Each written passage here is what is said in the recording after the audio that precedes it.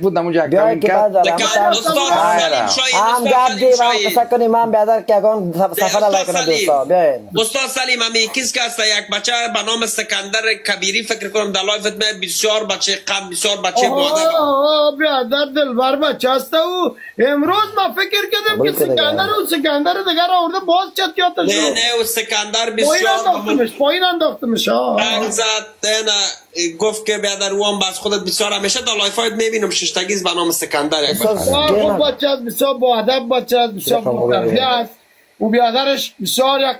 کاکه است بسیار یک بیادر کاکه داره بیادری است که با خدا به نام راب یا رئیس جمهورها بوده بادیگارد استاد سلیم همه قد جنگ بیا که یکم دروغ بگیم این برنامه جالب شود استاد همون چیزا پلی همون دیگر پلی که دوستا سفر علیه کنن دروغ بگیم قبول کنید چه راست دیخی خسته شدیم گیم رای کده استاد سلیم همون گیم پلی که استاد پلی که استاد مگه تو خط استاد گدایگر آرام بجی اسکرین شات نکردم دیگه دفعه باز کی روی میکنه صبر کن چی میگه آرام بجی سرم نمیشه بگی بچه یک دروغ بگو استاد سلیم تایید کنه برو فهم لبخند به لبای شما ادب تربیه باز استاد سلیم همی یک دانه بگو نه بچه خدا بچه فیلم میگیری بگو یک دانه دروغ یا تو استاد سلیم قانع ما بعد ما استاد سلیم یک نقش از دیگه شما چه بشینین برو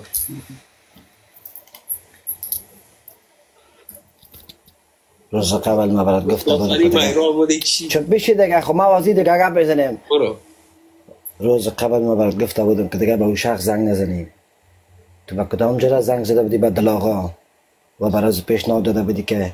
در بدل دلک افغانی دخترم افروشیم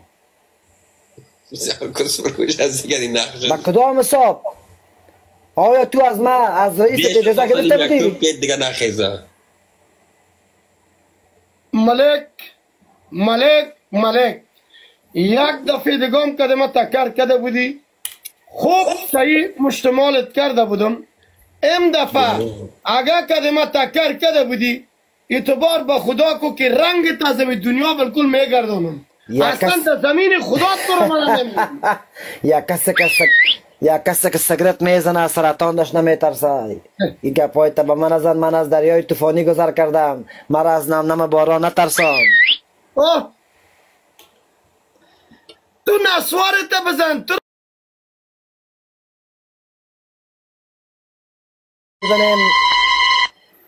ما اگر نسوار را میزنیم مردنوار میزنیم